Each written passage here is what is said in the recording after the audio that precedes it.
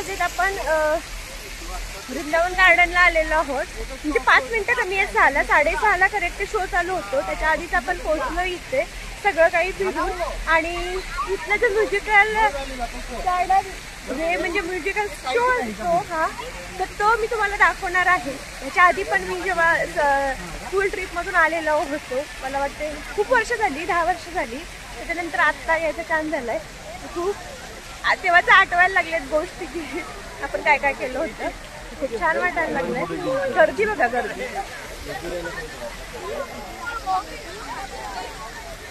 भारी आहे गार्डन.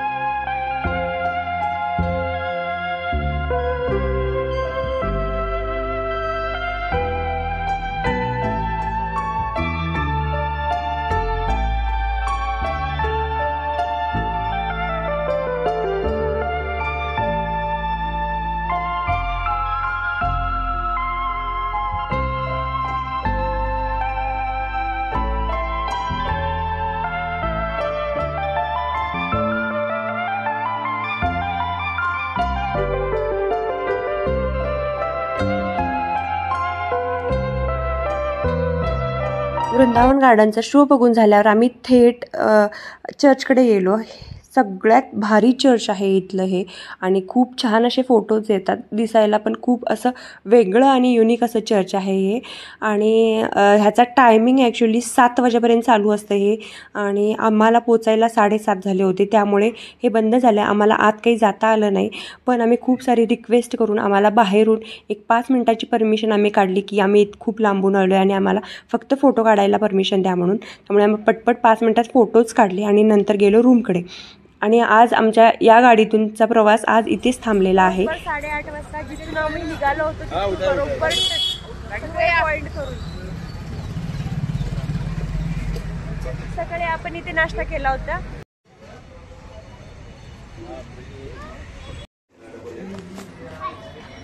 वाजले तर 9:30 वाजून गेले संध्याकाळचे. आणि आता आम्ही रूमवरती आलेलो मगाशी 8:30 वाजता.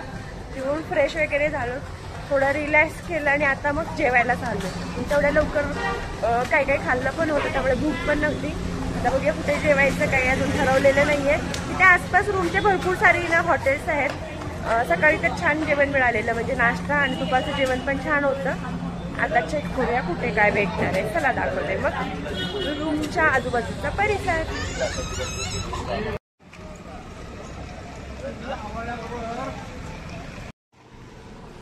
मैसूर सिटी ना खरंच खूप मस्त आहे आणि इतकी क्लीन आहे ना, काही सांगायलाच नको. खूप आणि थंडगार वातावरण असं भारी वाटलं दिवसभर फिरून. आता आमचं जेवण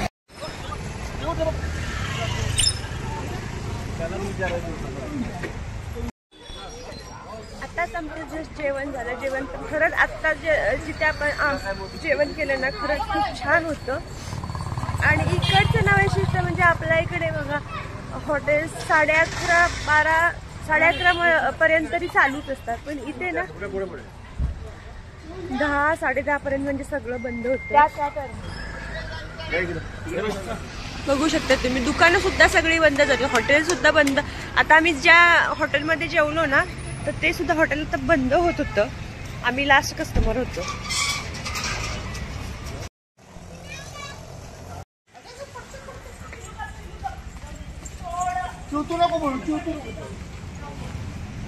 हे हॉटेल आपण जेवलेलो आणि इकडे आपली रूम. 5 मिनिट पण नाही लागत, 2 मिनिट म्हटला तरी चालेल. त्यामुळे ना तुम्ही आलात तरी इकडे जेवण करू शकता. खूप भारी जेवण होतं. म्हणजे आपण जी स्पायसी जेवण आपल्याला लागतं तर ते जर तुम्हाला खायचं असेल ना तर तिकडे जाऊ शकता तुम्ही. पण लक्षात ठेवा की 10च्या आतच यावं लागेल तुम्हाला. जर तुम्हाला संध्याकाळचं जेवण करायचं असेल ना तर 10च्या आतच जेवण करा, कारण इकडे मोस्टली ना 10 वाजेपर्यंत सगळं चालू असतं, त्याच्यानंतर बंद होतं. लक्षात ठेवा.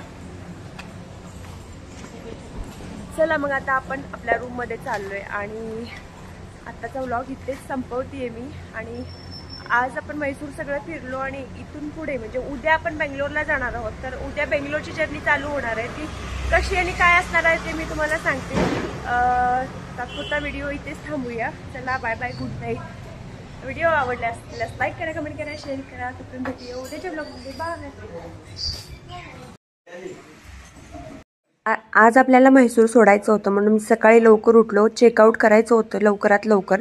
5:30 वाजता म्हणजे आम्ही रूम सोडली, कारण लवकरात लवकरची पहिली ट्रेन पकडून आपल्याला आज बेंगलोरला जायचं होतं. तर आम्ही स्टेशनवरती आता पोचलो आहे. बघू शकता म्हैसूरचं रेल्वे स्टेशन. आणि आपली 6:45 वाजताची ट्रेन आहे. Bye bye Mysore. आता कधी परत भेटू माहीत नाही, पण सध्या तरी बाय. खूप छान असा प्रवास झाला आणि खूप छान छान काय काय बघायला भेटलं म्हैसूरमध्ये. मला म्हैसूर सिटी ना खरंच खूप खूप आवडली, जास्त आवडली. खूप क्लीन आहे. चला तर आता आपली फायनली म्हैसूर ट्रिप झालेली आहे आणि आपण आता चाललो आहे बेंगलोरला. 6:45ला आपली ट्रेन आहे. 6:27 झाले. चला आता ट्रेनमध्ये बसूया आणि बेंगलोरला जाऊया. Bye bye Mysore. ट्रेन लागलेली आहे. बेंगलोर ट्रेन 6:45ला बरोबर निघते. 6:30 झालेत. अजून आम्हाला तिकीट मिळालेलं नाही आहे. तिकीटला लाईन आहे थोडीशी. आता बघे मिळालं तर टाईममध्ये जाणार, नाही तर मग नंतर. आता परतची कधी 15-15 मिनिटाला आहे, पण ती थोडीशी लेट पोचते. ही जर मिळाली तर बरं होते.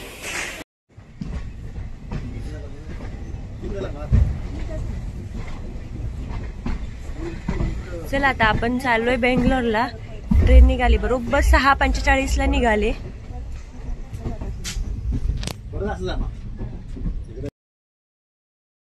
बरोबर ही ट्रेन 9:15 वाजता बेंगलोरमध्ये पोचते.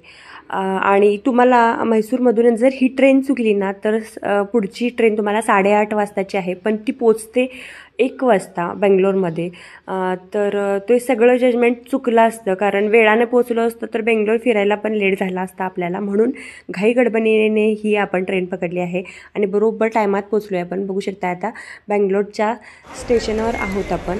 आता इथून नाश्ता करू आधी आपण आणि त्याच्यानंतर आपल्याला गाडी बुक करायची आहे. तर नाश्त्यामध्ये बघा इडली डोसा. म्हैसूर बेंगलोर म्हटलं की इडली डोशाशिवाय तुम्हाला दुसरं काही स्पेशल असं मिळणार नाही. पण मला म्हैसूरमधला इडली डोसा खूप आवडला बेंगलोरपेक्षा. तर तिथे खूप छान होता इडली डोसा. इडली चव मला इतकी जास्त नाही आवडली. तर तिथून थेट आम्ही गाडी केली 4 व्हीलर कालच्यासारखीच. आणि आता आपण ना पहिल्यांदा बेंगलोरमधला पहिला पॉईंट करतोय टिपू सुलतानचा महल. आता जस्ट एंट्री केली आहे आपण. आता इथे किती वेळ लागतो बघायला लागेल, कारण जास्त काही वेळ लागणार नाही आपल्याला. 10-15 मिनिटामध्ये आपण हे कव्हर करून मग पुढचे पॉईंट करणार आहोत. चला मग दाखवते. ये बा.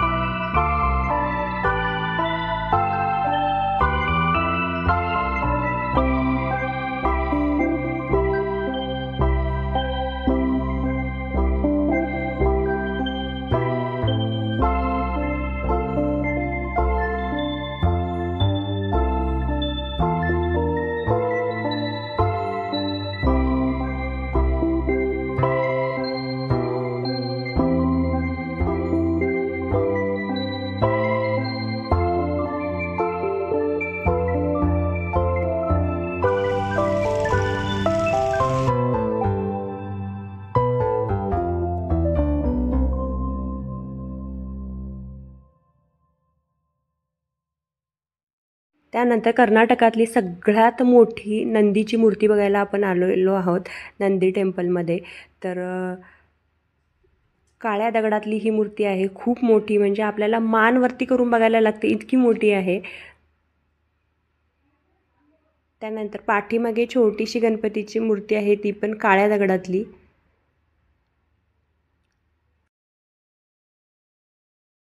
त्यानंतर सरळ आलो बँगलोरचं सगळ्यात मोठं सायन्स पार्क.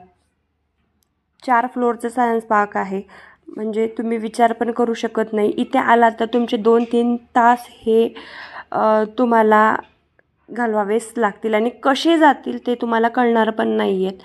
तर वरच्या फ्लोअरवरती कॅन्टीन आहे आणि 3 फ्लोअर जे आहेत ते आपल्याला वेगवेगळे एक्सपेरिमेंटल बघायला मिळणार आहेत किंवा जे जे शोध लावलेले आहेत आजपर्यंत, तर ते सगळे तुम्हाला बघितल्यानंतर नक्कीच कळेल.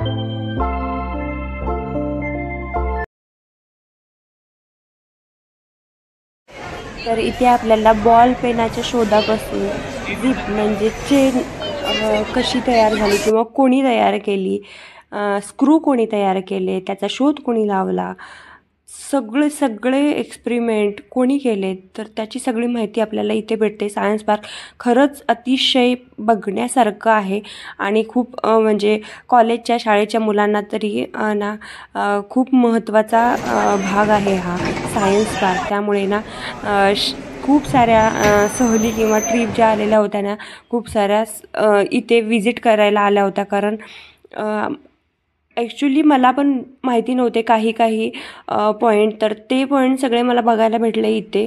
खरंच एवढ्या छोट्या छोट्या गोष्टी, म्हणजे अगदी लॉकपासून, कुलुपापासून त्याचा शोध कुणी लावला किंवा कसा लागला ते सुद्धा इथे इन डिटेलमध्ये दिलेला आहे. झिपरचा शोध कुणी लावला, तर खरंच असं आपल्याला असं वाटतं की एखादी गोष्ट आपण डोळ्यासमोर बघतो आणि आपण इतका विचार करत नाही, पण तिथे गेल्यावरती असं वाटतं की इतक्या छोट्या छोट्या गोष्टी कुणी आणि कशा तयार केल्या असतील, तर ते सगळं तिथे गेल्यावरती तुम्हाला कळेल. त्याच्यानंतर फन सायन्स पण आहे, म्हणजे लहान मुलांसाठी गेम्स पण आहेत तिथे किंवा पियानो आहेत, खूप सारे, म्हणजे जे तुमच्या डोक्याने गेम खेळावे लागतील असे पण गेम आहेत तिथे.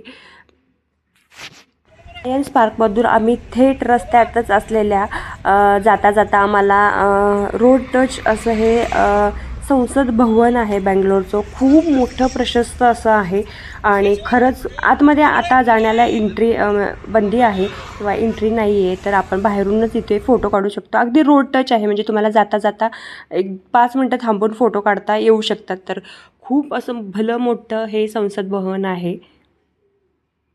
तर आम्हाला इथे पोचायला